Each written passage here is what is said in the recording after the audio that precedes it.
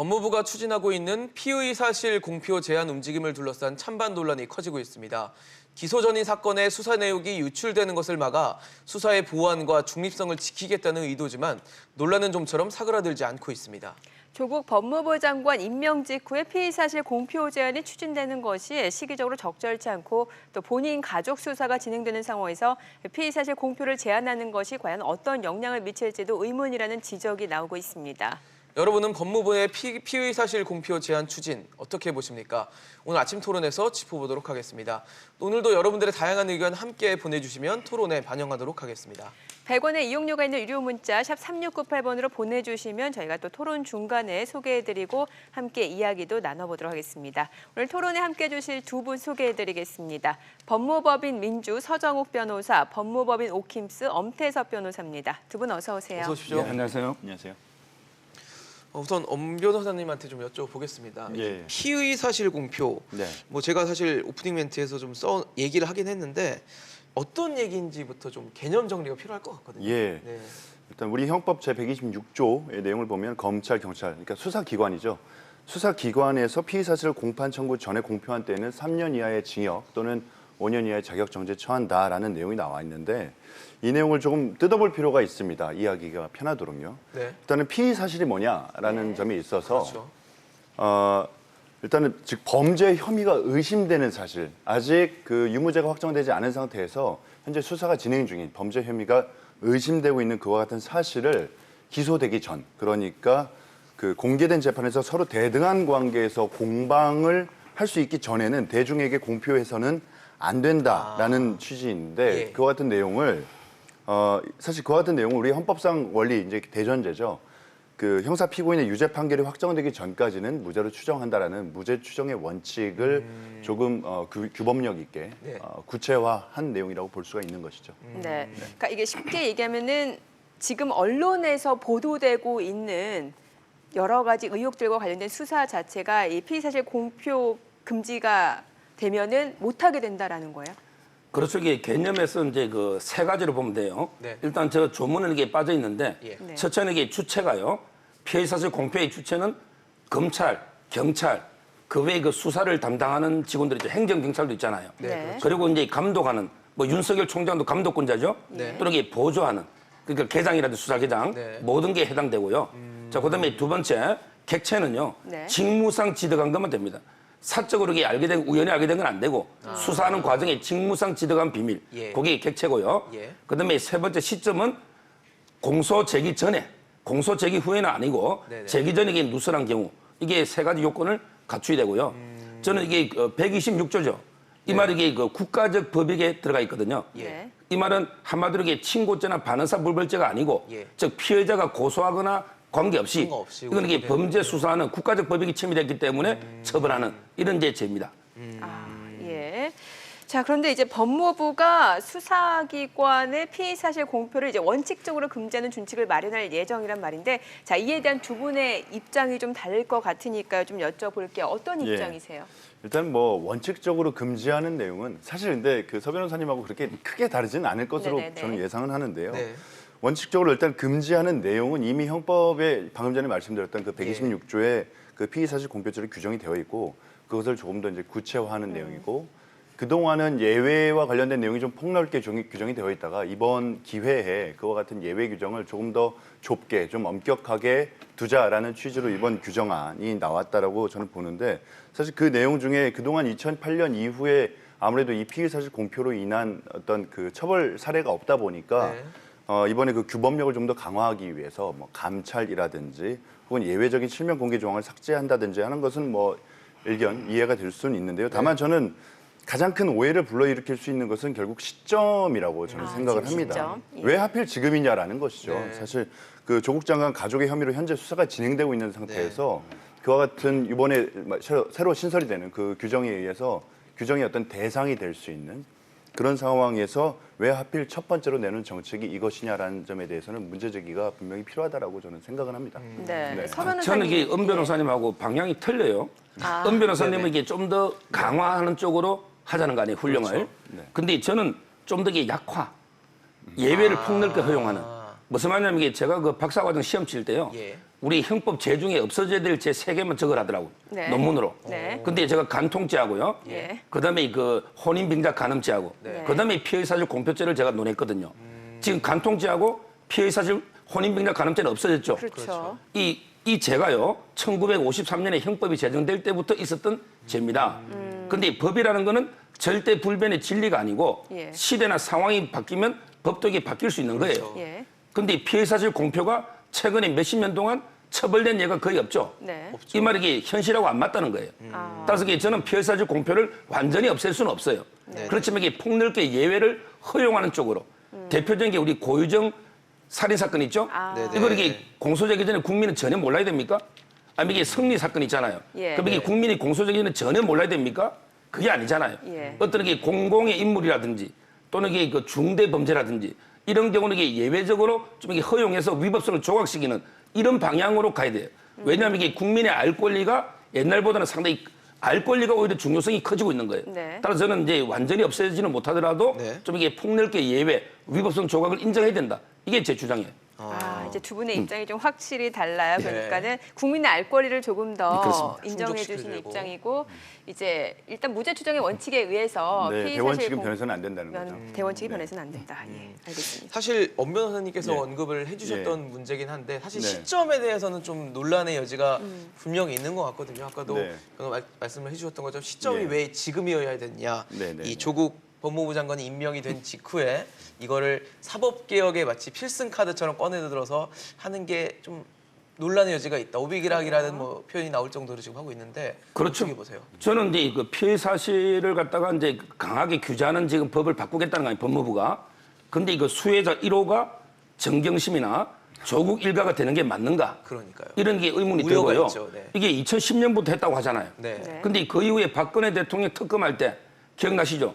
아예 공보 담당 특검보가 매일 언론에게 브리핑을 했죠. 네네. 근데 그때 현 여당이 한마디 비판했습니까?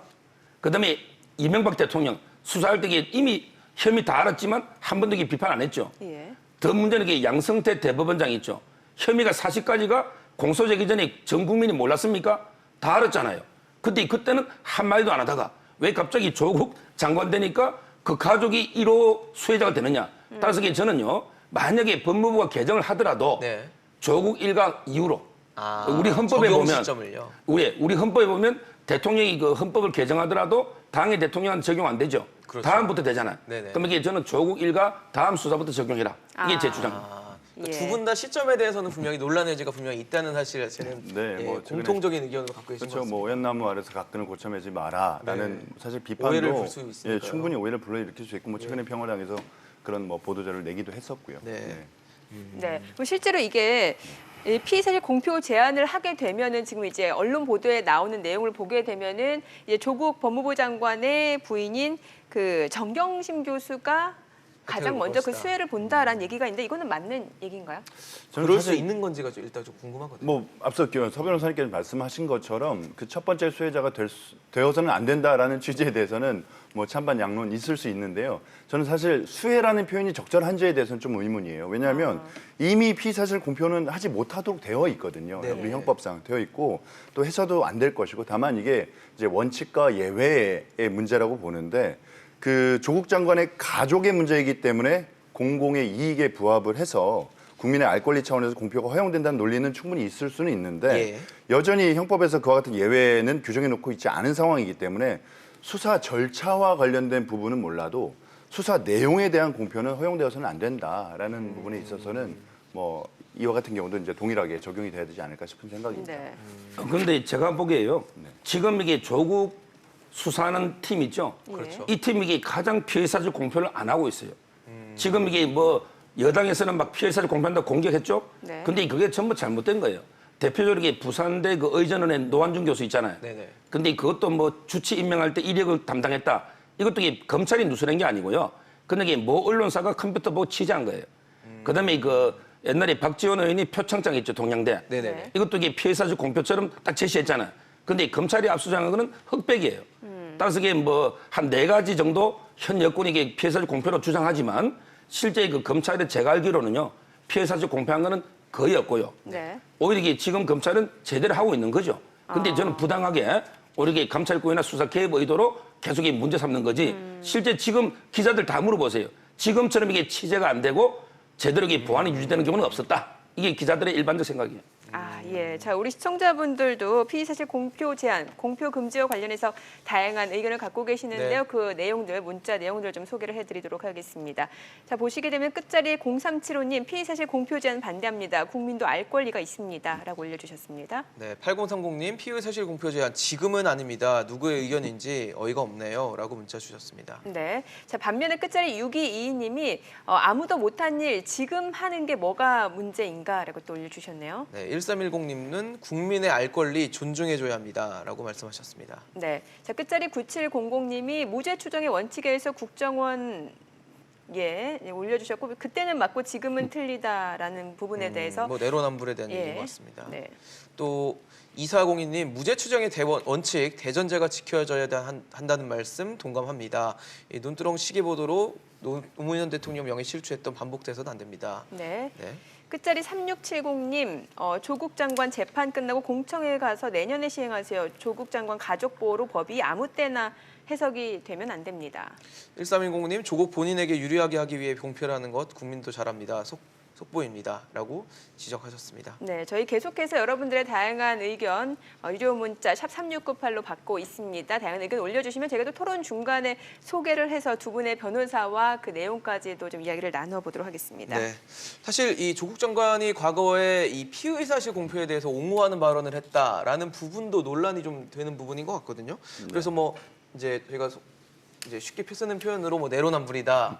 지금은 그때는 뭐 맞고 지금은 틀리다 이런 지적이 나오는데 그 부분에 대해서 좀 어떻게 보시는지 궁금합니다. 사실 뭐 그 비판은 피해갈 수 없을 것으로 보입니다. 네, 왜냐하면 한 발언이기 때문에 또. 그 민주당은 뭐 김학의 전 차관의 출국 금지 사실 알려졌을 때와는 달리 이번에 그 검찰이 피의 사실을 공표했다고 하면서 일제히 비난을 네. 하고 있거든요. 지금 현재. 근데 이제 결국은 이제 그 원칙과 예외에 대한 관점의 차이라고 보는데요.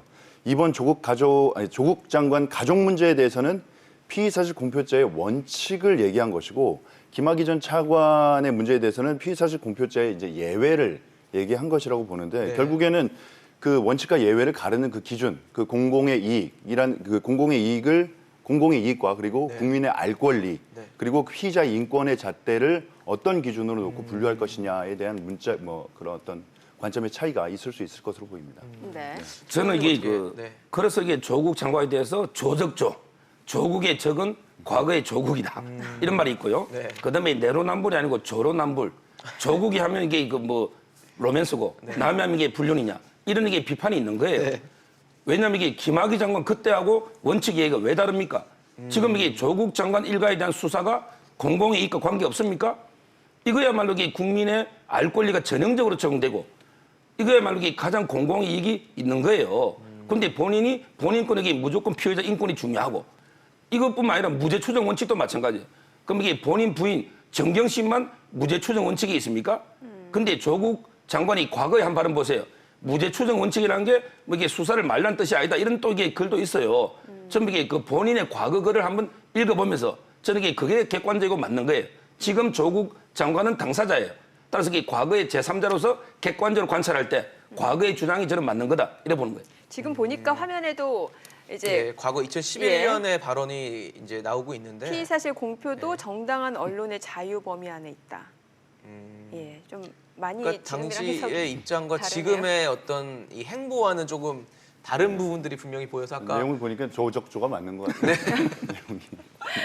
네, 지금 표현으로 봐서는 네. 두 분이 좀 같은 의견을 좀 보여주셨는데요. 예. 자, 그럼 이제 여기서 또 하나 쟁점이 될 수 있는 부분이 과연 그럼 어디까지를 피의 사실 공표로 볼 것이냐 이 범위를 두고도 얘기가 나올 수 있을 것 같은데 일단 뭐 조국 장관의 경우를 보게 되면은 이제 조국 장관 가족의 출국 금지가 알려진 것을 두고 이제 피의 사실 공표라고 봤단 말이죠. 여기에 대해서 두 분은 제가 이게 먼저 말씀드리면요. 네. 이게 가장 중요한 거예요. 저는 피의 사실이라는 거는요. 주로 이제 범죄 사실이 있잖아요. 그렇죠. 범죄 사실에게 누설되면 나중에 무죄 받았을 때 회복하기 어려운 명예훼손 있잖아요. 그렇겠죠. 이렇게 개념을 좁혀야 되는 거예요. 이 말은 예를 들어 포토라인에 세울 거냐 말 거냐 이거는 피해 사실 공표와 관계 없어요. 또는 이게 그 조국 조카, 오촌 조카 있죠. 네. 괌에서 이게 뭐 체포조를 구속된, 보내가지고 잡아왔느냐 아니면 이게 자진 귀국했느냐 이거는 이게 전형적으로 국민이 알 권리니까 알리 되는 거예요. 예를 들어 이게 어떻게 소환해 왔는지 이게 무슨 피의 사실입니까? 범죄 사실은 아니잖아요. 네. 따라서 이게 어떤 체포의 경위라든지 또는 이게 포토라인의 여부라든지 이런 거는 이게 피의 사실 공표 126조와는 전혀 무관하고 따라서 이게 126조는 오로지 이게 범죄 사실 있잖아요. 요걸로 네. 이게 개념을 좁혀야 된다. 이게 제 생각입니다. 예. 엄 변호사님 어떤 입장이십니까? 저는 사실 요 방금 전에 말씀드렸던 그 출국 금지와 네. 관련된 내용을 공표하는 것이 피의 사실 공표냐에 대해서는 사실 의문이에요. 왜냐하면 앞서 제가 말씀드렸던 것처럼 그 그러니까 혐의를 받고 있는 현재 의심을 받고 있는 내용, 예를 들어서 뭐 범죄와 관련된 뭐 액수라든지 네. 그 구체적인 내용, 뭐 장소, 시기 그리고 뭐 어떤 대상, 사람 이와 관련된 내용은 피의 사실이라고 볼 수 있지만 현재 진행 중인 형사 절차, 뭐 영장 청구를 했다라든지 예. 집행 중이라든지 압수수색은 사실 많은 사람들이 있는 공간에서 압수수색이 진행될 수도 있기 때문에 그렇죠. 그것은 뭐 피의 사실 공표 여부하고는 다르게 무관하게 뭐 공표가 될 수 있는 것이거든요. 그리고 뭐 출국 금지도 마찬가지고 이렇게 절차와 관련된 부분까지도 피의 사실이라고 보기는 사실상 어려울 것 같고 그와 같은 내용은 사실 그 이번에 준칙에도 좀 구체화되어 있는 어떤 것이 피의 사실이냐에 대한 내용에도 빠져 있는 것은 맞습니다. 그런데 그렇기 때문에 사실 그 피의 사실 여부의 기준을 확인해야 되는 필요가 있다라는 거죠. 사실 이번 내용도 마찬가지로. 네. 네. 그러니까 사실 예. 네, 말씀하시죠. 그 사실 이 피의 사실 공표에 아까 범주라는 말씀을 네. 해주셨는데 어디까지를 과연 알 권리고 어디까지를 과연 기준으로 봐야 되는지는 좀 모호하다는 생각이 좀 듭니다. 그래서 과연 법무부가 이 훈령을 통해서 이 범위를 확실하게 규정할 수 있을까도 좀 의문이 드는 것 같거든요. 그렇죠. 이게 그 조금 전에 저 변호사님하고요. 저하고 이게 토론을 나오는데 거의 생각이 뭐 비슷한 게 많네요. 네, 그런데 앞에 빼고는. 처음에 주장하실 땐 달랐는데 예. 네, 또 그래서 말씀하시다 보니까 아까도 비슷하네요. 말했지만 이게 피의 사실은 범죄 사실 있잖아요. 그렇죠. 뭐 어떤 혐의다. 예를 들어 이게 횡령 배임이다. 또는 이게 증거인멸이다. 예. 이게 구체적으로 이런 범죄 사실을 누설하면 안 된다. 네. 이런 뜻이고 어떤 이게 수사의 절차적인 상황 있잖아요. 네. 아까처럼 체포 경위라든지 또는 이게 포토라든지 또는 이제 압수 뭐 영장을 청구했다든지 이런 게 절차적인 문제 있죠. 네. 이거는 실체적인 범죄 사실이 아니잖아요. 그렇죠. 따라서 이런 부분은 저는 이게 알 권리가 더 우선되기 때문에 네. 물론 이제 그것도 훈령으로 제한할 수는 있죠. 무분별하게 포토라인에 다 세울 수는 없잖아요. 그렇죠. 그래서 이제 그 공적으로 중요한 인물이라든지 네, 뭔가 아니면 이게 기준선을 살인이나 좀, 네. 강도처럼 이게 국민이 관심이 높은 거라든지 이런 식으로 어떤 단계를 두 가지고 좀 규정을 하는 거는 필요하지만 일률적으로 이게 전부 된다, 안 된다. 이거보다는 좀 이게 케이스 바이 케이스로 규정하는 게 필요하다 봐요. 상황에 따라 좀 예. 다르게 적용을 해야 된다 말씀하셨습니다. 네. 변호사님도 같은 네. 의견이신가요? 뭐 같은 의견이고요. 다만 이제 거의 같지만 일부 좀 다른 것은 사실 예. 정도의 차이인 것 같은데 네네. 앞서 그 서 변호사님께서 말씀 주셨던 그 공공의 이익, 특히 이제 이렇게 장관이라든가 차관이라든가 이런 고위공직자, 네. 즉 공인이죠. 공인의 경우에는 공인이 현재 의심받고 있고 수사를 받고 있는 그런 혐의에 대해서는 국민의 알 권리 차원에서 모든 것을 다 그 피의 사실을 공표해야 되느냐의 문제에 있어서는 사실 조금 이견이 있을 수 있어요. 왜냐하면 사실 예외 규정 중에는 그러니까 피의 사실을 반드시 공표를 해야 된다라는 공표를 할 필요가 있는 예외 규정은 예외와 관련된 내용은 네. 현재 그 범죄 혐의로 인해서 그 피해가 계속될 수 있는 예를 들어서 뭐 우려가 되는요. 특정 그 흉악 범죄라든지 성범죄라든지 아직 잡히지 않아서 도주 상태에 있는 경우에 유사한 피해가 재발되는 것을 금지하기 위해서는 반드시 그와 같은 범죄 혐의 내용들 그리고 어떤 형태로 범죄가 구성이 되어 있고 어떤 식의 범죄가 이루어지고 있는지에 대해서는 많은 국민들한테 알려서 동일한 피해가 반복되지 않을 수 있도록 하기 예방해야 위해서는 되는 필요가 반드시 알 권리 차원에서 알려야 되는 것은 맞다라고 보고요. 다만 공인이라고 하더라도 본인이 사생활이 분명히 있고 예. 그리고 인권도 당연히 존중되어야 하는 것이고 아직 유죄라는 확정 판결이 이루어지기 이전에는 얼마든지 무죄가 될 가능성이 있기 때문에 그 국민들의 눈높이에서 사실 기소가 되었다, 뭔가 영장이 청구됐다, 그리고 혐의 내용이 밝혀지는 이상 유죄로 분명히 인식할 수 있는 가능성이 워낙 높거든요. 네. 그렇기 네. 때문에 그 부분에 대해서는 좀 조심할 필요가 있다라고 봅니다. 지금 우리 시청자분들도 이제 피의사실 공표 금지, 공표 제한과 관련해서 의견 올려주고 계시는데요. 네. 또 다시 한번 저희가 문자를 좀 소개해드릴게요.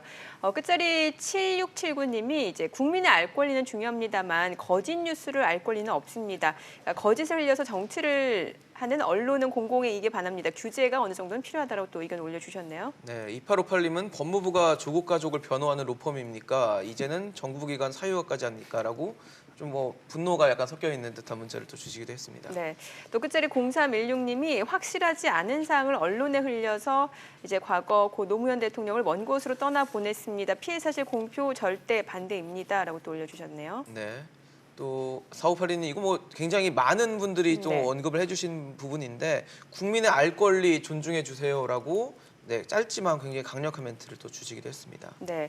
자, 그리고 끝자리 5555님이 피해 사실 공포 이제 하고 1년 뒤에 시행하면 된다. 아까 서 변호사님 말씀하신 대로 지금보다는 나중에 좀 적용 시점을 늦춰야 된다라는 얘기를 해주셨습니다. 네. 계속 좀 문자 보내주시면 저희가 또 두 분의 변호사님과 함께 토론하고 또 네. 여러분들의 궁금증도 풀어드리도록 하겠습니다. 뭐 지금 사실 우리 시청자분들의 뭐 문자에서 나왔던 내용이고 두 분도 조금씩 언급을 해주셨던 내용인데 이게 이제 정식 재판 이전에 이게 피의 사실 자체가 이제 대중에게 공개가 됐을 때는 일명 여론 여론 재판 재판이 같은 있을 게, 수밖에 그쵸. 없어요, 사실은. 그때 이제 많은 여론에서 뭐 유죄다라는 식으로 이제 네. 이렇게 판결이 내려지게 되면은 결과적으로 피의 사실 공표 금지가 어느 정도는 돼야 된다, 제한이 돼야 된다라는 그런 의견도 있을 수밖에 없어요. 여기에 대해서는 어떻게 보세요? 그렇죠. 이게 저는 피해사실 공표 금지가요. 네. 여러 가지 순기능과 역기능이 다 있다 봐요. 네. 근데 역기능 중에 대표적인 게 옛날에 뭐 논두렁 시계도 마찬가지고 고 노무현 대통령, 예. 그다음에 그 박근혜 대통령이나 MB도 마찬가지고요.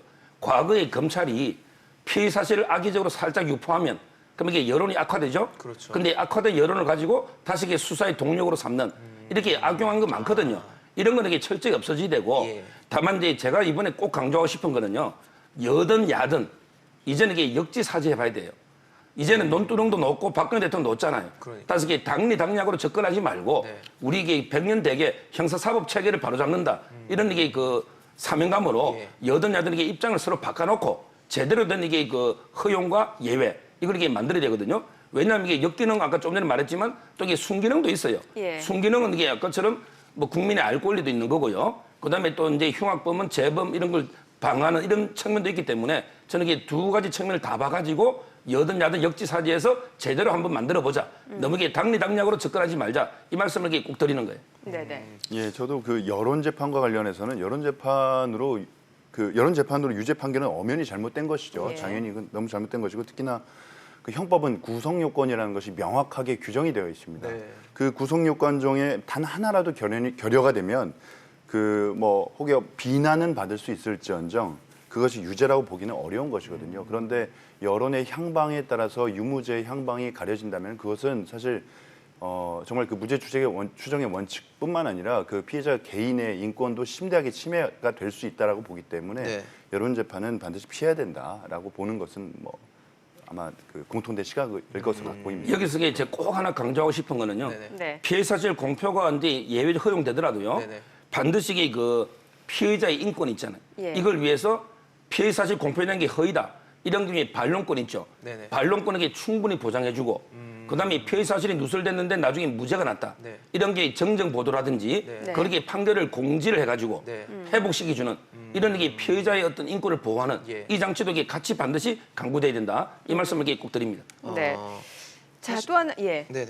또 하나 이런 부분도 생각을 해볼 수 있는 게 이제 국민들 입장에서 만약 검찰을 100% 신뢰할 수 없다라는 전제에 보자면 왜 검찰 내부에서 뭐 의도적이든 의도적이지 않든 어떤 수사 사실을 숨기려 하거나 축소하려고 할 때 이 피의 사실이 언론에 공표가 되면서 오히려 외부로 알려져서 재판을 거꾸로 받는 경우도 있잖아요. 이런 경우는 어떻게 해석을 해야 될까요? 과거에도 있었잖아요. 예. 예, 뭐 물론입니다. 당시 그 윤석열 총장의 국정원 댓글 사건도 외부로 만약에 알려지지 않았다면 예. 영원히 뭐 은폐될 수 있었던 그런 사건이었죠. 근데 하지만 이거는 저는 사실 좀 다른 문제라고 봅니다. 이거는 수사기관을 신뢰할 수 있느냐 없느냐의 문제거든요. 예. 네네. 만약에 이제 본질적으로 그 피의사실 공표 행위를 처벌하느냐 마느냐의 문제하고는 좀 거리가 있는 내용으로 보고 만약에 그 수사기관을 신뢰할 수 없기 때문에 수사 단계에서부터 피의 사실을 드러내놓고 여론의 재판과 네티즌 뭐 수사대의 힘을 빌어야 한다면 근본적으로 우리나라 형사사법 체계의 어떤 그 수사권이라든가 네.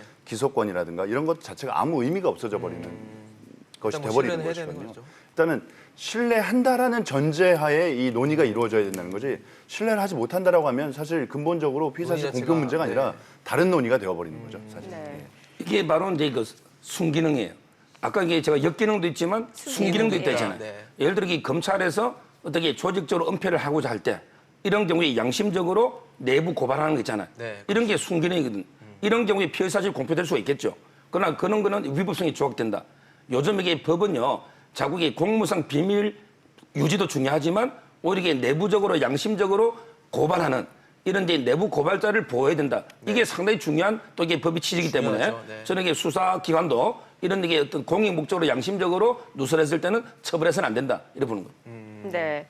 자, 시청자분들 문자 내용도 간략하게 좀 보도록 하겠습니다. 이제 끝자리 7761님이 피의 사실 공표 제한 가족을 위해 권력을 남용하는 조언입니다. 그러니까 피의 사실 공표 제한에 대해서 반대합니다라고 올려주셨네요. 네, 또 3878님 당연히 국민이 알아야죠라고 문자 주셨고 6162님도 공인이라면 알 권리가 더 우선한다고 봅니다라고 문자 주셨습니다. 네. 자, 그리고 끝자리 역시 5005님도 국민의 알 권리를 존중해야 합니다라고 올려주셨네요. 네, 또 6899님 때가 아닌 듯합니다. 투명성이 보장돼야 합니다라고 문자 주셨고요. 네. 자, 그리고 0675님이 조국 장관 일가 수사 중인데 자신 가족 수사에 개입하겠다는 것밖에 안 됩니다. 시행하더라도 그 후회해야 한다라고 올려주셨네요. 네. 아까 사실 서 변호사님 말씀처럼 조국 수사가 끝나고 나서 공론화하죠라고 문자를 또 5529님이 주시기도 했습니다. 네. 자, 뭐 결과적으로 이게 사실 피의 사실 공표 금지 검찰 개혁의 방향으로 이러한이 추진이 됐기 때문에 이제 앞으로 검찰 개혁 그러면 어떤 식으로 이루어져야 되는지 끝으로 이제 방향성에 네, 대해서 한 간단히 좀 말씀씩 개헌을 좀 해주시면 좋을 것 같습니다. 같아요. 예, 제가 이게 먼저 말씀드리면 예. 아까도 말했지만 이게 53년 지금 이게 70년 전에 만들어진 네. 죄입니다.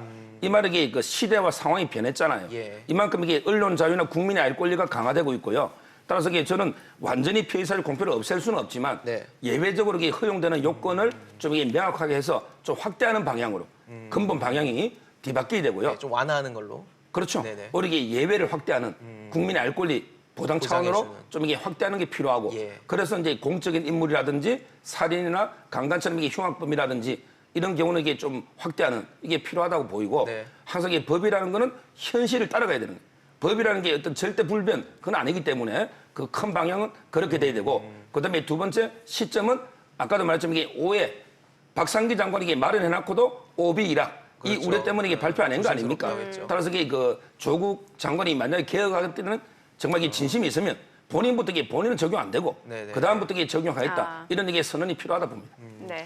오문 선생님도 한마디 해주시죠. 예, 저도 뭐 물론 공감합니다. 시대와 상황에 따라서 법은 바뀌어야 되고 네. 그 시대와 그 문화 어떤 상황을 반영해야 된다는 건 맞지만 그럼에도 불구하고 변하지 말아야 되는 것은 분명히 있거든요. 그것은 바로 이제 무죄추적의 원칙이라는 대원칙이죠. 어떤 대원칙이죠. 그리고 피의자의 인권 보호 문제도 분명히 있는 예. 것이고요.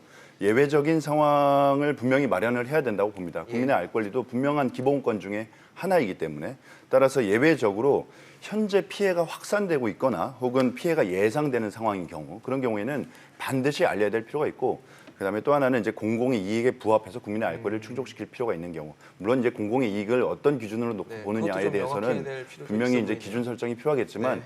공인이라고 하더라도 그 어떤 사생활이라든가 인권 보호 측면에 있어서는 엄격한 기준을 통해서 보호해줄 필요가 있다라고 봅니다. 네. 네. 알겠습니다. 지금까지 엄태섭 변호사, 서정국 변호사였습니다. 말씀 감사합니다. 잘 들었습니다. 감사합니다.